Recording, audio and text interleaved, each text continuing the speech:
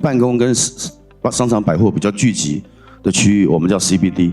过去的 TBD 的区域当中，在中间呢有一个区域，它能够利用轨道交通，比如说高铁或者是捷运，去串联起来，在这边发展的一个房地产项目、开发项目。那它这个的理念就叫做 TOD。然后我如果真的要去外面，那我就利用轨道交通，比如说那个捷运往外出去延伸。那在这里面呢，我尽量就不开车、不骑车，能够骑 U-Bike、骑脚踏车，就可以在这个区域里面就达到我们的低碳环保的效益。台中是一个最好的案例。我们发现七期可以说是就是我们台中的信义计划区。为什么？我们大家看一下整体的规划。来，我们先看台中市的发展。所有城市的发展，大城市的发展，全部都是依赖什么？火车站，对不对？我们高雄市应该5-60年前也是从火车站开始的嘛，台中也是，台北也是，大家都是。所以以前呢，在西边还没有开发的时候，全部都集中在东边，就是我们的火车站跟北屯，大概就东边这一带。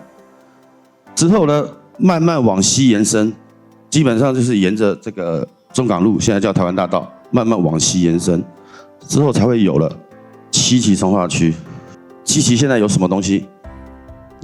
其实现在大家去看的话，基本上已经有非常多的办公大楼，然后还有非常多的豪宅，也有刚刚讲过非常多的这个百货公司、购物商场，基本上所有的金融保险业应该90%都已经进驻这里，所以其实陆续未来应该还有更多的金融保险业会进驻7期。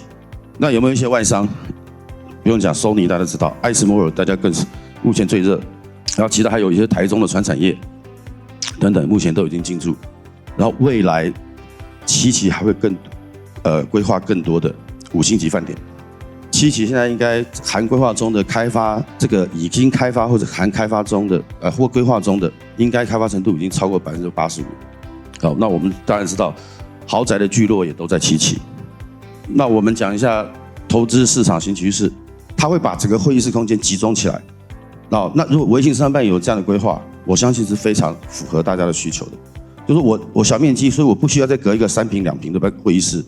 我今天有需要开会的时候，我就去大楼里面的会议室去用就好了。我也不需要花太多时间去维护它嘛，那我也不用去装修一个会议室出来，对不对？然后我平常没有开会的时候，那个空间空在那边也不知道干嘛。所以其实微型商办的它的优势，如果它里面整体的配套能够结合大家的需求，那它应该是市场上非常接受度很高的一个案子。